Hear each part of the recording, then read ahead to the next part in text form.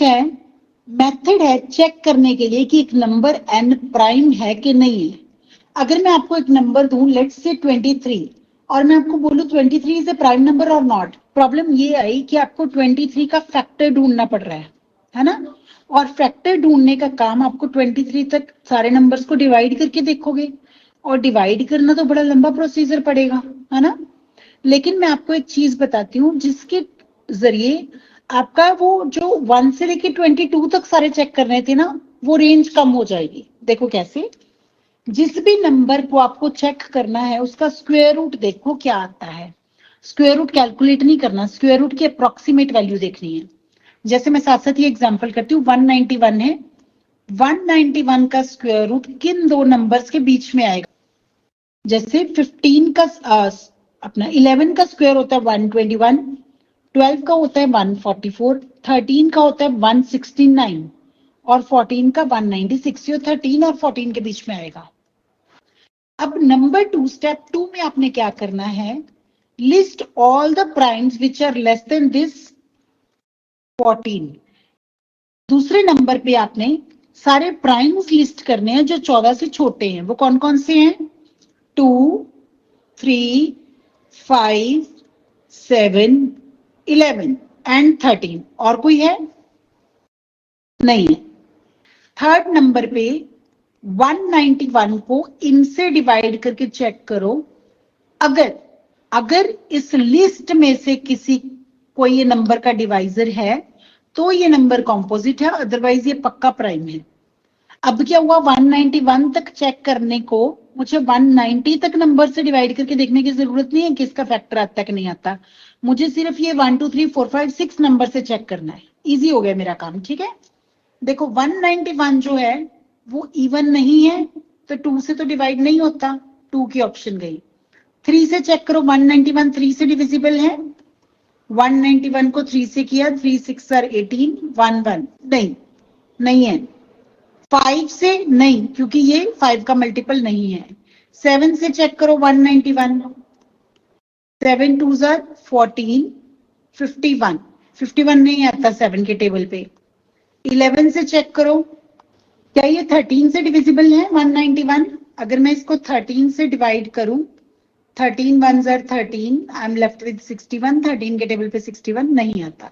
सो क्योंकि ये इनमें से किसी से भी डिविजिबल नहीं है, इसका मतलब ये प्राइम नंबर है। इन अदर वर्ड्स, अगर मुझे 191 को वैसे प्राइम चेक करना होता तो मैं एक एक करके इसके सारे डिवाइजर्स चेक करती अप टू 190, लेकिन इस प्रोसीजर से मुझे सिर्फ 6 नंबर्स पे चेक करना पड़ा। नेक्स्ट इज, अगर आपको क्वेश्चन आता है find all the primes from 1 to 100, ठीक है, सारे प्राइम्स लिस्ट करो from 1 to 100। So this is a very easy technique to check all the primes from 1 to 100। This is also known as sieve of Eratosthenes things. अब आपने क्या करना है, सबसे पहले 1 जो है, 1 is neither a prime nor a composite number, इसको क्रॉस कर दिया मैंने, ठीक है। 2 को, सबसे पहला जो नंबर आ रहा है इसको सर्कल करो, 2 को सर्कल किया और 2 के सारे मल्टीपल्स को क्रॉस कर दूंगी। 2 के मल्टीपल्स कौन से हैं? 4, 6, 8, 10। सो ये सारी लाइन क्रॉस हो जाएगी, ये सारे 2 के मल्टीपल्स हैं, right. Similarly this line will be crossed, 6 वाली लाइन, 8 वाली, ये सारे क्रॉस हो गई। ये 2 के मल्टीपल्स हैं, इनका डिवाइजर 2 है, तो ये प्राइम हो ही नहीं सकते, so they don't come into the category of prime numbers। उससे नेक्स्ट नंबर जो है वो 3 है, 3 को हाईलाइट करो और 3 के सारे मल्टीपल कैंसिल कर दो। 3 2s are 6, 3 3s are 9, 12, 15, 18, 21, 24, 27, 30, 33, 36, 39, 42, 45, 48, 51, 54, 57, 60, 63, 66, 69, 72, 75, 78, 81, 84, 87, 90, 93, 96, 99। 3 के सारे मल्टीपल्स गए, 4 ऑलरेडी कैंसिल्ड है, 5 को सर्कल करो, 5 के सारे मल्टीपल कैंसिल हो जाएंगे, तो ये सारी लाइन गई। देन 7 को सर्कल करो, 7 के मल्टीपल सारे कैंसिल हो जाएंगे, 14, 21, 28, 35, 42, 49, 56, then 63,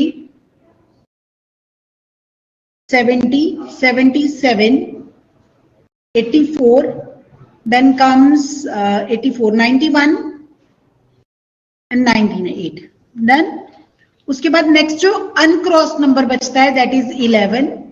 11 2 से 22, 33, 44, 55, 66, 76 सारे कैंसिल्ड हैं. अब आप किसी को भी सर्कल कर लो, आप देखोगे उसके सारे मल्टीपल्स ऑलरेडी कैंसिल्ड हैं. ठीक है, अब आप किसी को भी करो, आप देखोगे उसके सारे मल्टीपल्स ऑलरेडी कैंसिल्ड हैं. ठीक है, अब जितने नंबर बचे वो सारे प्राइम नंबर हैं. जितने नंबर नॉट कैंसिल्ड बचे हैं they are all prime numbers. 2, 3, 5, 7, 11, 13, 17, 19, 29, 23, 31, 37, 41, 43, 47, 53 and all that. ये सारे जितने नंबर बचे सब प्राइम है. ठीक है जी, ये ना ऐसे नहीं लाइक अगर आपको पूछा जाए सारे प्राइम नंबर लिखो 1 से लेके 100 तक, तो इट्स अ बिग डील, आपको टाइम लगेगा लिखने में, ऐसे करके लिखने में भी टाइम लगेगा. लेकिन अगर मैं आपसे पूछूं कि मुझे बिगिनिंग से स्टार्ट करके 11वें नंबर पे जो प्राइम आ रहा है वो बताओ, 11वें नंबर पे जो प्राइम आ रहा है, अगर आप इस तरीके से करोगे तो आप सही 11वें प्राइम पे जाओगे. अगर आप वैसे कैलकुलेट दिमाग में करने लगोगे ना, 2 के बाद कौन सा प्राइम आता है, 3 के बाद कौन सा आता है, तब आप स्किप कर जाओगे कोई ना कोई. अंडरस्टूड. नेक्स्ट है को प्राइम नंबर्स. को प्राइम नंबर वो होते हैं, जरूरी नहीं है कि ये प्राइम हो, ये कोई भी दो नंबर हो सकते हैं. कोई भी दो नंबर्स ए और बी, इनको को प्राइम बोलते हैं अगर इनमें कॉमन फैक्टर सिर्फ 1 हो. इफ देयर कॉमन फैक्टर और कॉमन डिवाइजर इज ओनली 1. आप कोई भी दो प्राइम नंबर उठा लीजिए, उनका कॉमन फैक्टर 1 आएगा. ठीक है, अगर मैं बोलूं 12 एंड 17, इसका कॉमन फैक्टर क्या है? 12 के फैक्टर्स और 17 के फैक्टर्स अगर आप देखोगे एक ही कॉमन फैक्टर आएगा जो क्या आएगा? 1. दो नंबर जैसे 12 के फैक्टर्स कौन कौन से हैं? 12 के फैक्टर्स है 1, 2, 3, 4, 6 एंड 12. 17 के कौन से? 1 और 17, दोनों में कॉमन सिर्फ एक ही है 1. ऐसे नंबर्स को को प्राइम बोलते हैं.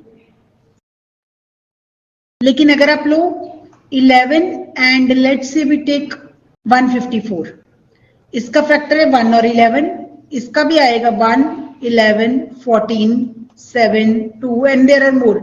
सो 1 एंड 11 दो कॉमन है, तो ये को प्राइम नहीं है. अब बात आती है नेक्स्ट कि ये तो बहुत लंबा प्रोसीजर हो गया, क्या मैं सबको चेक करती रहूंगी कि डिविजिबल बाय 2 है कि नहीं है, 3 है कि नहीं है, 4 है कि नहीं है? तो मेरे पास शॉर्टकट्स हैं, डिविजिबिलिटी रूल्स बोलते हैं इनको. डिविजिबिलिटी रूल्स के जरिए हम पता कर सकते हैं कि नंबर पर्टिकुलर नंबर से डिविजिबल है या नहीं है विदाउट एक्चुअली डूइंग डिवीजन. बिना डिवाइड किए हम पता कर सकते हैं. कैसे? मैंने रूल्स के सेट्स बनाए हैं जो एक जैसे हैं. ठीक है, मैं आपको 2 के बाद 4 पे लेके जा रही हूँ क्योंकि 3 का अगली स्लाइड पे आएगा. 4 के बाद 8 पे लेके जा रही हूँ क्योंकि 5, 6, 7 की अगली स्लाइड पे आएंगे.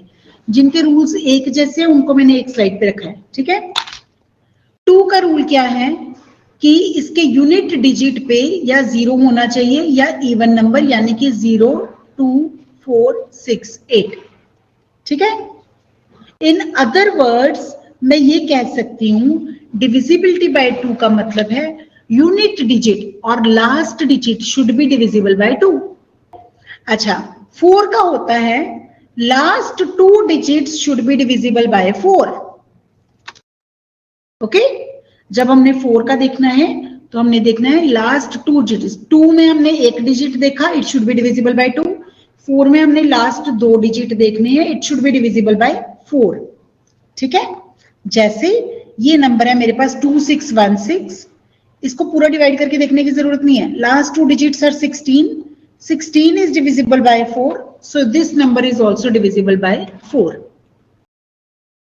Similarly, divisibility by 8 में last 3 digits should be divisible by 8. इसलिए ये तीनों एक जैसे हैं। अगर आप ध्यान से देखो, this is 2 square, this is 2 cube, इसलिए एक जैसे हैं। So last 3 digits should be divisible by 8। अगर आप ये नंबर देखो, लास्ट 3 डिजिट्स है 784, इसको 8 से डिवाइड करके देखो, 8 से डिवाइड करोगे तो क्या आएगा, 8 9 जा 72, 8 8 जा 64। हाँ जी, last 3 digits are divisible by 8, so this number is also divisible by 8।